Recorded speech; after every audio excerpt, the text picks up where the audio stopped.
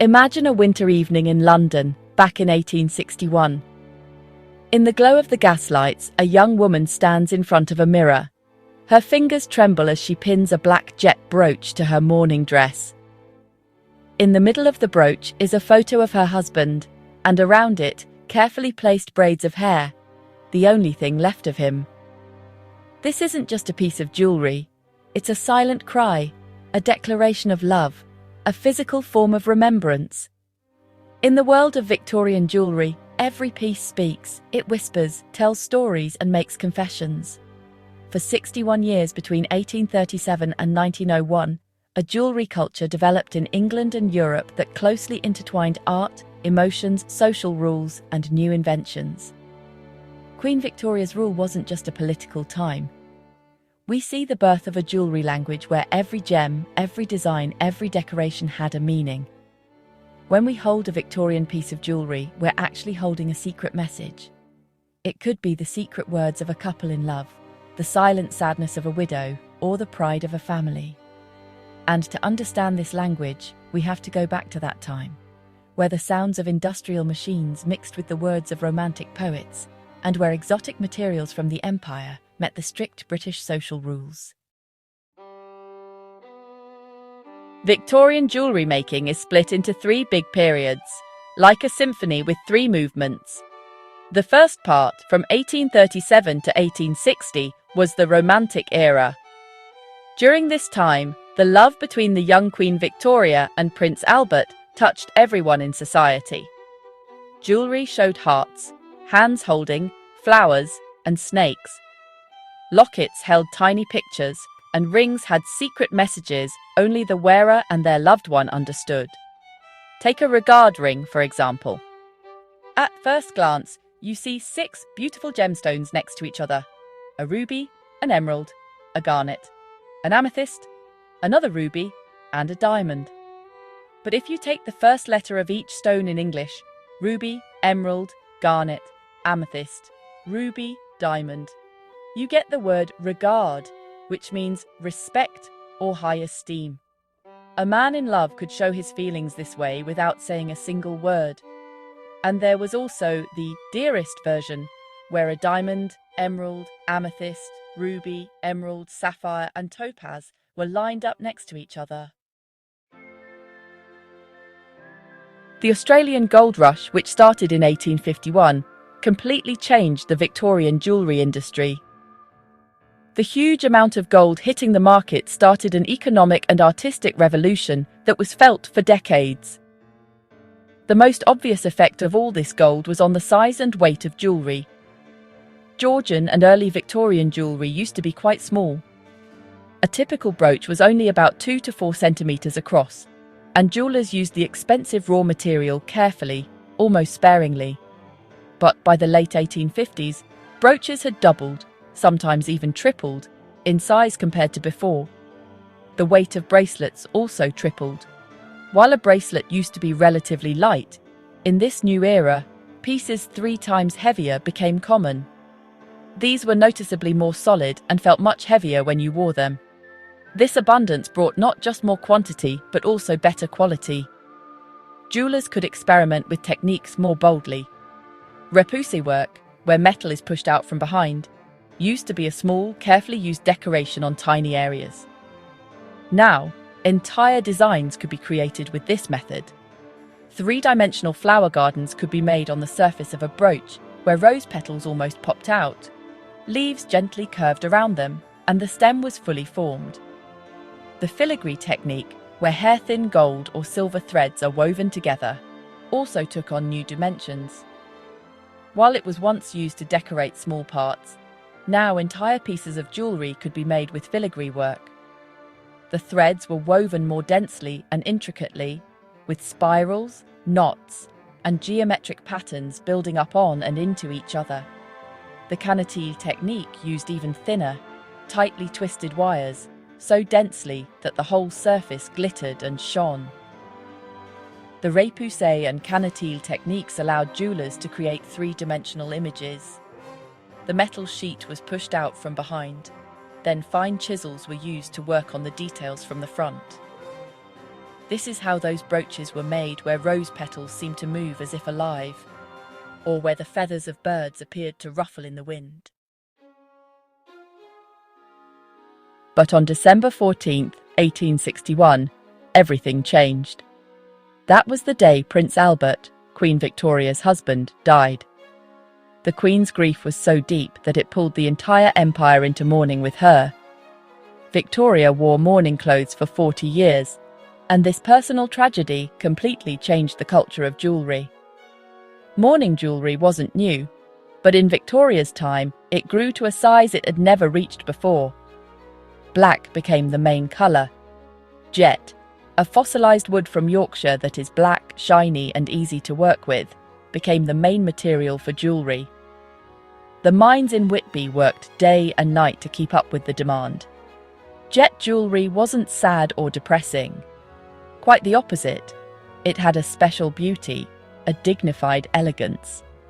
In the middle of a mourning brooch, you'd often see a picture of the person who passed away, surrounded by a black jet frame with their name and date of death carved in white enamel letters. But the most personal mourning jewellery was the kind that had the deceased's hair set in it. The hair was carefully cleaned, braided into thin strands, and placed into the jewellery's frame. Sometimes, an entire locket was filled with braided hair, so tightly and artfully that it almost looked like fabric. This might sound a bit strange to us today, but in Victorian times, it was the purest way to show love. Hair was the only thing left of the person you loved. Mourning jewellery had strict rules. For the first 2 or 3 years during the period of full mourning, only black jewellery was allowed. Jet, onyx, black enamel, vulcanite, no gold, no coloured stones. In the second stage of mourning, after a year or two, grey or white enamel was allowed. And in later years, more colourful pieces could finally be worn again, but still in a quiet way. The designs also changed. The weeping willow became a symbol of mourning, with its drooping branches and sad shape. Angels were there to guide the soul of the person who passed away. The cross represented faith and hope. But Victorian society wasn't just mourning. People were in love, working, and celebrating. And for every life situation, there was a specific jewellery rule. When an engaged couple met, the girl might wear a heart-shaped locket given to her by her fiancé. A married woman proudly showed off her bracelet with her children's birth dates engraved on it. And a widow wore her black mourning ring to show she was still true to her late husband. In the 1880s, as the mourning period slowly eased, new trends started to pop up. Historical styles made a comeback. Gothic, Renaissance and Etruscan patterns found their way back into jewellery making. Jewellers visited museums, studied old pieces and tried to bring back ancient techniques. Granulation, where tiny gold beads are soldered onto a surface, became popular again. Etruscan-style brooches, which had complex geometric patterns, came back into fashion. And as we got closer to the turn of the century, something new started to sneak in. The natural forms of Art Nouveau, asymmetrical designs, and flowing organic lines. The use of gemstones also changed over the decades. In the Romantic era, diamonds weren't as common as they would be later. Instead, colourful stones were used: rubies, sapphires, emeralds. These were often cut with a rose cut. A rose-cut diamond, when viewed from above, looks like a half-open rose. It has 24 or 48 triangular facets on top and a flat bottom. It's not as fiery or sparkly as modern diamonds, but it has a warm, soft, romantic feel. It reflects light differently. It doesn't shine brightly, but rather glimmers softly, like moonlight on water. In the Victorian era, the rose cut was the most common diamond cut, especially among the middle class. It was cheaper than the old mine cut, but it was considered just as beautiful. How jewellery was worn also tells us a lot about the era.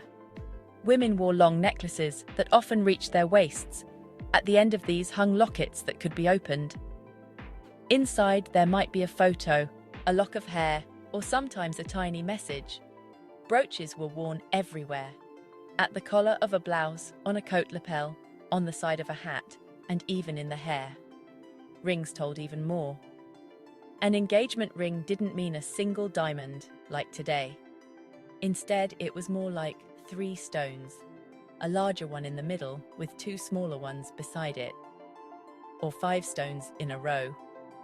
The wedding ring was a thin gold band with the wedding date and the couple's initials engraved inside. And when someone passed away, a mourning ring was worn, black jet or onyx, set in a white enamel frame. Earrings changed depending on hairstyles. In the Romantic era, when women wore updos, long dangling earrings were in style. During the mourning period, they were simpler, more understated. By the end of the century, chandelier-style earrings came back, hanging in multiple rows and jingling with every movement. Hair jewelry was a world of its own. Decorative combs made of ivory, tortoiseshell. Hair clips of gold, silver, with gemstones. These weren't just practical tools, they were also status symbols. A wealthy woman might wear 6 to 8 decorative combs in her hair for an evening event, each representing something different. Flowers, birds, geometric patterns. The way Victorian jewellery was made got better and better, especially with enamel work. This really took off thanks to the Industrial Revolution, which brought more precise ovens and better ways to work with metal. This made enamel a popular and stunning way to decorate jewellery for the middle class, often instead of using expensive gems. With the relief, or low relief, enamel technique, tiny designs were carved into the metal base, and then clear enamel was baked over it. This allowed light to shine through, making the flowers, leaves, or bird designs underneath seem to float, especially on pendants and heart-shaped brooches. Cloisonné enamel, on the other hand, used thin gold or silver strips to separate the different coloured enamel sections. And then came the true wonder of photography. From the 1840s, it completely changed the meaning of jewellery. Finally, you could capture the face of a loved one, truly, with amazing detail that would last forever. Daguerreotypes and early photographs were printed onto porcelain and then carefully set into jewellery. When you opened a locket, you no longer saw just a painted miniature. Instead, you saw the real face of a family member, a child, or a lost loved one. This new technology became really popular, especially for mourning jewellery. Widows and mothers could now look at the real faces of their loved ones every day, set in black jet or onyx. It wasn't just an artist's idea of them anymore. So, jewellery became a true emotional bridge between those who were alive and those who had passed away. The differences between social classes were also clear in their jewellery. The upper class wore real diamonds, rubies, and sapphires. These were custom-made pieces by famous jewellers. The middle class could wear pretty gold jewellery, but maybe with less valuable gemstones like garnets, amethysts, or topazes. For the lower class, there was jet, onyx, black glass, and polished steel. Polished steel studs placed so close together that from far away they looked like diamonds. But all social classes had one thing in common.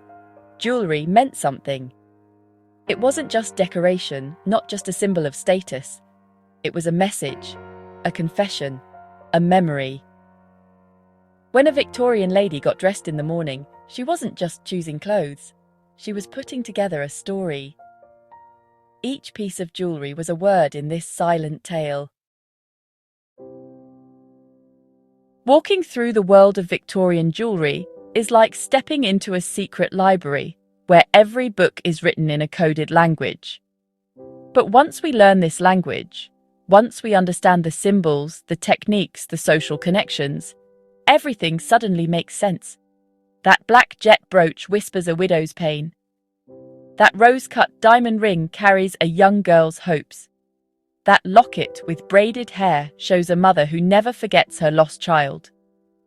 Today, when we hold a Victorian piece of jewellery in our hands, we're not just holding an old object. We feel the story of a whole life between our fingers, the weight of loves and losses, the ups and downs of hopes and disappointments. These jewels have outlived their wearers, outlived eras, wars and social changes, and they still speak. They still tell stories. They still confess. If we have enough patience to listen to them. 61 years, 3 eras, countless lives and stories. Victorian jewels are not just art history items, and not just investment opportunities or museum curiosities. They are living witnesses to an era when people still believed that beauty and meaning were inseparable. When a piece of jewellery wasn't just pretty, but it spoke, and its message still reaches us today. Across centuries and cultures, as clearly as if it were made yesterday. Thanks for joining me on this journey into the world of Victorian jewellery. If you liked the video, please give it a thumbs up and subscribe to the channel so you don't miss out on future jewellery history adventures. I'd love to read your comments too. Tell me if you have any Victorian jewellery in your family, or which era interested you the most.